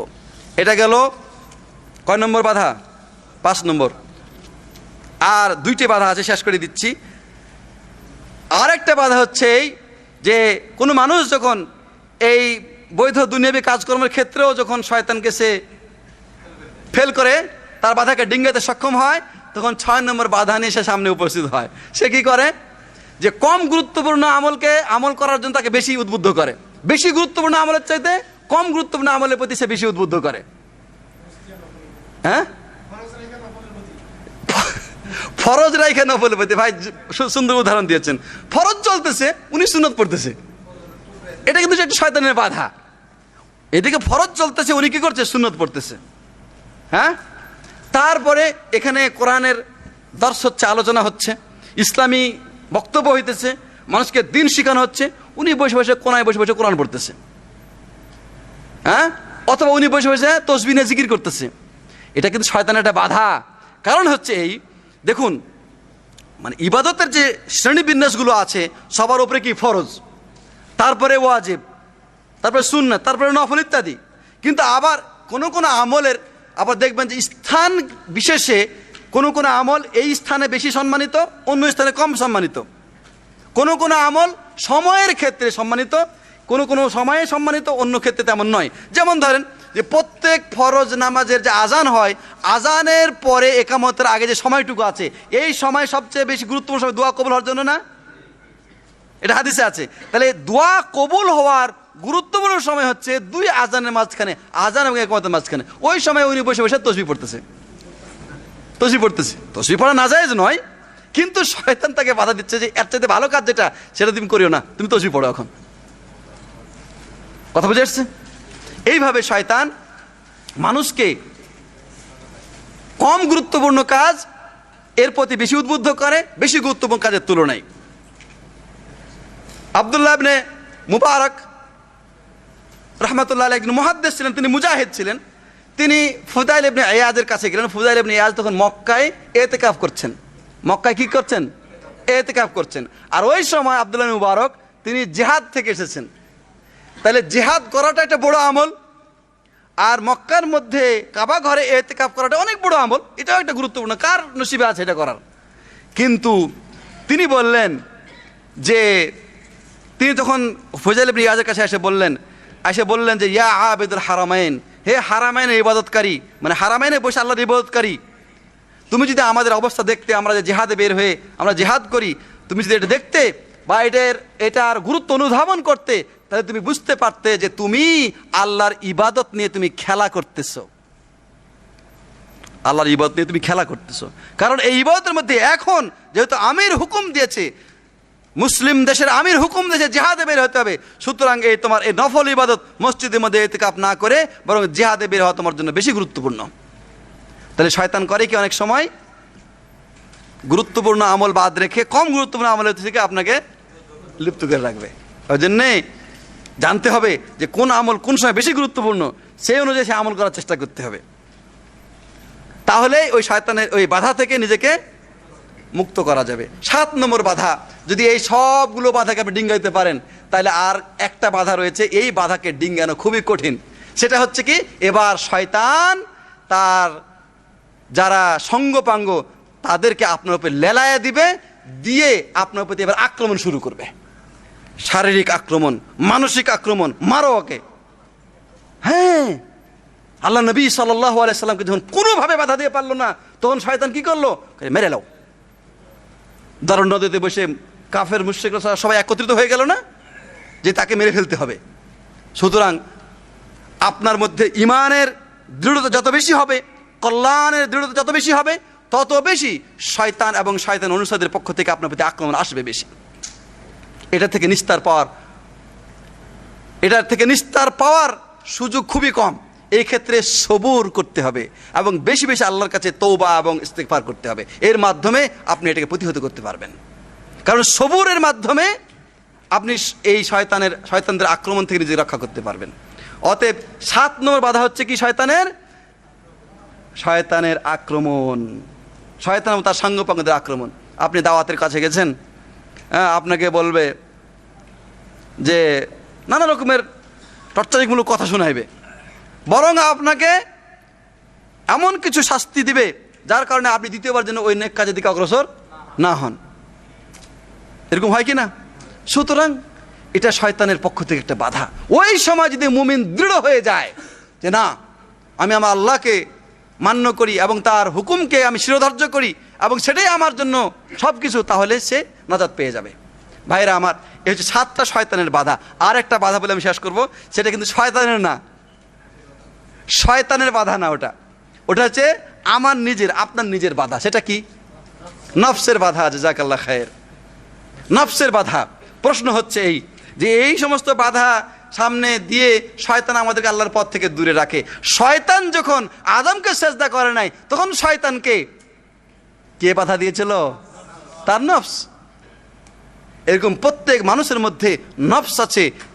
ওমা উবাররিউ নাফসি ইন্নান নাফসা লাআম্মারাতুম বিসসু ইল্লা মা রাহিমা রাব্বি।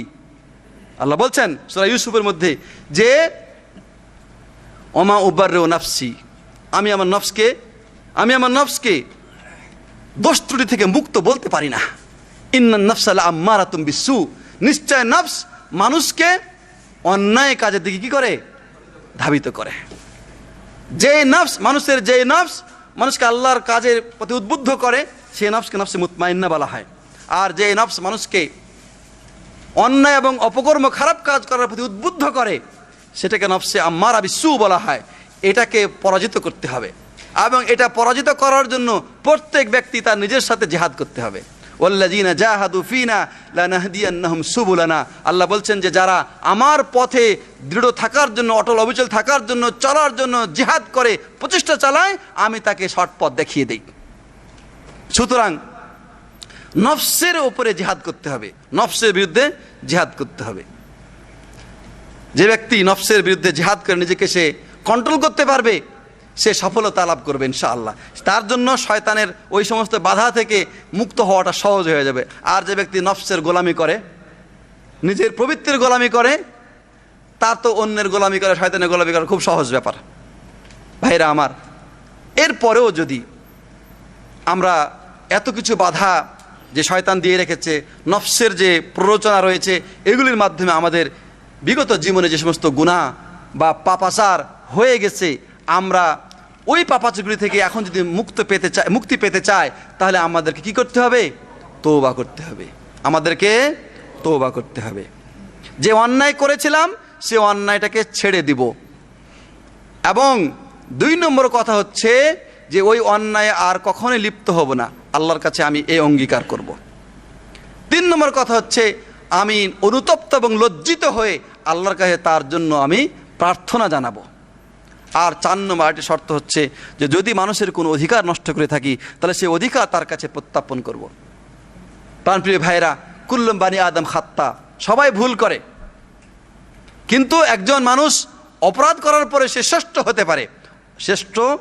অপরাধী শ্রেষ্ঠ হতে পারে। অপরাধী কি হতে পারে? শ্রেষ্ঠ হতে পারে যদি সে তওবা করে, ফিরে আসে আল্লাহর দিকে। আল্লাহ নবী সাল্লাল্লাহু আলাইহি ওয়াসাল্লাম অপরাধ করেন নাই, তারপরে তিনি আল্লাহর কাছে ইস্তিগফার করতেন দৈনিক 70 বারের বেশি তথা 100 বার পর্যন্ত আস্তাগফিরুল্লাহ পড়তেন, যার কারণে তিনি শ্রেষ্ঠ ছিলেন। অতএব আল্লাহর কাছে শ্রেষ্ঠত্ব পেতে চাইলে কুল্লু বানি আদম খাত্তা খায়রুল খাত্তাই আত-তাওয়াবুন। বানি আদম সবাই ভুল করে, সবাই গুনাহ করে, অপরাধ করে, কিন্তু অপরাধের মধ্যে শ্রেষ্ঠ ওরাই যারা আল্লাহর কাছে ফিরে আসে, যারা আল্লাহর কাছে তওবা করে। অতএব আসুন, আমরা যারা শয়তানের বাধার মধ্যে পড়ে ঘুরপাক খাইতেছি, শয়তানের বাধা আমাদেরকে আল্লাহর পথে যেতে অগ্রসর হতে দিচ্ছে না, আমরা আল্লাহর কাছে ফিরে আসি। ফাফিরু ইলাল্লাহ, তোমরা ফিরে আসো আল্লাহর দিকে। যদি আমরা আল্লাহর দিকে ফিরে আসতে পারি, তাহলে ইনশাআল্লাহ আল্লাহর কাছে আমরা যদি ফিরে আসতে পারি, তাহলে আমরা অবশ্যই শয়তানকে পরাজিত করতে পারবো এবং আমরা আল্লাহর প্রকৃত গোলামে রূপান্তরিত হতে পারবো। আল্লাহ তাআলা যেই কথা সেই দিন ইবলীসকে শোনায় দিয়েছিলেন যে আমার যারা বান্দা তাদের উপরে তোমার কোনো কি নাই, কর্তৃত্ব নাই। তাহলে আল্লাহর কি হইতে হবে? বান্দা হইতে হবে, গোলাম হইতে হবে। আল্লাহ নবী সাল্লাল্লাহু আলাইহি সাল্লাম আল্লাহর কি ছিলেন?